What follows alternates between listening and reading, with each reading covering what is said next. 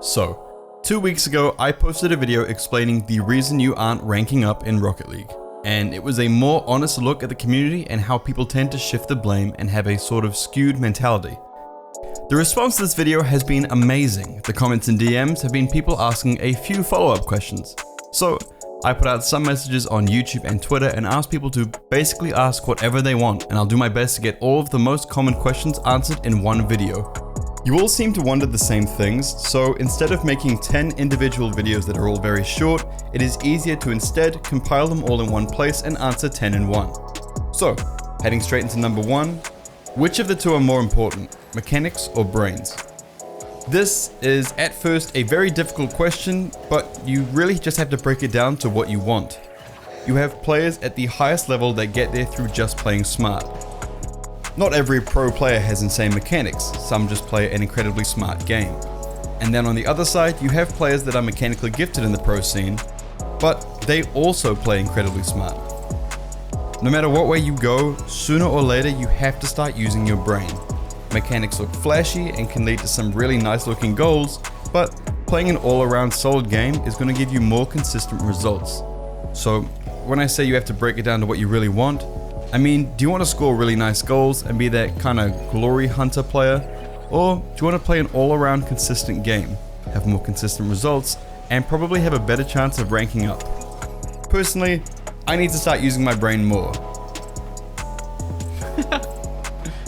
If you see my gameplay, you'll know I spend way too much time on mechanics just so I can hit some nice shots for YouTube. And the result of that is losing a bunch of games and D-ranking to C3 and 3s. But that's fine. I'll climb out eventually, and like we always say, rank doesn't matter as long as you're improving in something. Question 2. Ball chasing or staying in net? Never stay in net. This is a question that has definitely come from one of the lower ranks, but you soon realize as you do get to those higher ranks that staying in your net is one of the worst things you can do. You have no momentum. Your teammates are constantly in a 2v1, and it is a lot easier to score against you than you think. Now, I'm not saying ball chasing is the right move either, but learn to trust your teammates.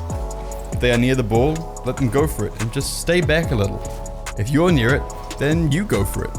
Simple rotations are enough to win games at all levels. Don't go for the ball if your teammate's going for it, and be ready for it when it comes to you afterwards. That's it. No chasing, no staying in net. Just give your teammates some time, some space, and be ready when the ball is near you. Question 3. What is the best mentality for winning games? Now, I know it sounds weird and kind of counterproductive, but the more you care, the worse it is going to be. If you care way too much about winning every single game, as soon as you lose one, your mood is going to drop. And then you have to play the rest of your games with this negative mood. Whereas if you go into games not caring about a win or a loss and only really thinking, am I improving or not, then you'll be fine. I covered this a bit more in depth a few weeks ago, but if you drop 100 MMR in one day and then you train a bunch and come back, you are bound to gain MMR because you'll have gotten better. So why worry about what rank you are right now? Me, I'm C3, I don't really care. I put my time into training fancy stuff for YouTube, so while I might not be at my peak right now, I'll get back there at some point, because I'm getting better every day behind the scenes. My aerial control will improve, I'll be more comfortable in-game, and eventually, I'll climb back to where I was. And you will too. So, don't worry about winning games, just have fun and try to learn new things. Over time, you will get back to where you want to be. And if you ever find yourself getting tilted or annoyed or constantly blaming others, just take a small break. After all, it is a video game, just come back whenever you feel chilled out. How long should it take to get out of a rank? Now, there is no real set amount of time. We all move at different paces, and so you shouldn't compare your progress in this game to anyone else. I know people who have hit SSL in 1,000 hours, and now the world knows of that dude who spent 10,000 hours in-game and is still in gold. Everyone works and learns differently, and so what might take you 100 hours might take someone else 200 hours. You might find bronze to champ really easy and then champ to grand champ really hard. No one can say for sure how long each rank will take you, but comparing yourself to others will only lead to feeling as if you aren't going fast enough and it's not going to be good for you. Unless you're one of those people who say, I hit grand champ in 50 hours, is this good? Don't be one of those people. Those people are annoying. Question 5. Do points matter? This question is another one that I see a fair bit, and once again, I imagine it is from the lower ranks.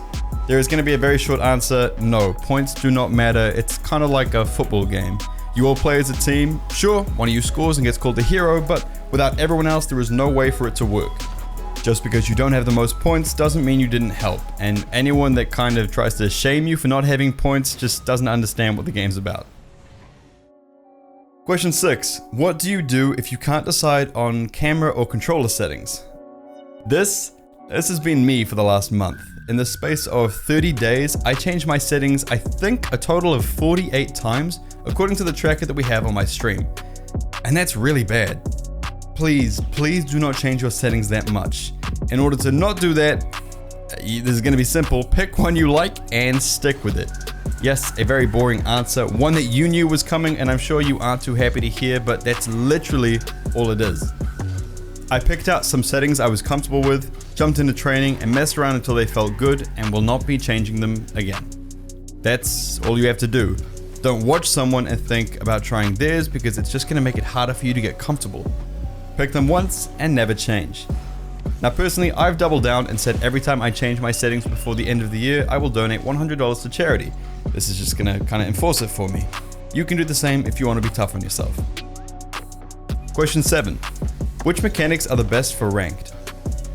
Ideally, you want to be good at the basic mechanics. Shooting with power and accuracy, recoveries, aerial control, and basic movement around the map. Which isn't really a mechanic, but covers things like proper positioning and rotations. These alone are enough for you to rank up. Like I said, there are pro players that barely ever use flip resets or air dribbles in their standard gameplay. It's just not needed. Instead, focus your time into learning the essentials, the stuff that comes up every single game. Hundreds of hours into flip resets to score one every few games, or hundreds of hours into shooting to make those 5 or 6 shot every game really matter. Practice the right things and you will see results very quickly. Question 8. How do I start freestyling? On the complete opposite side of that last question, we have freestyling. This is something I've started to learn recently and have had a lot of fun with. It's a nice break from the stress of actually having to think about the game. When you start, I recommend you pick one mechanic and train it over and over for as long as you can. Your end goal is to have a solid understanding of air dribbles, flip resets, ceiling shots, and double touches, as these are the basics that can be brought together to allow some creativity. But I would advise against trying to learn all of them in one go. It can get overwhelming and leave you feeling stuck, not being able to really hit anything. Trust me, I know. Next up is simply time. You just need to put a lot of time into it. A friend of mine, Pulse Mesco, said he did one training pack for at least 1,000 hours, working on flip resets and air dribbles. And if you've seen any of his clips, you'd be able to tell. The more you put in, the more you get out. The more shots you hit, the more you get addicted to it. At the end of the day, freestyling is creative and fun. Just enjoy it, learn what you can, and see what you can hit. Question 9. How do I learn blank mechanic? So, probably one of the most asked questions, only coming second to the next question, is how do I learn to do a blah blah blah? The short answer is training. The long answer, training and research. There are thousands and thousands of videos on YouTube breaking down every mechanic in the game at this point. A new mechanic comes out, someone quickly makes a tutorial on it. There is always footage to watch and steps to go over to take you all the way through the ins and outs of everything. Pick a video from someone you like, put it on repeat and jump into training. Listen and watch everything they do.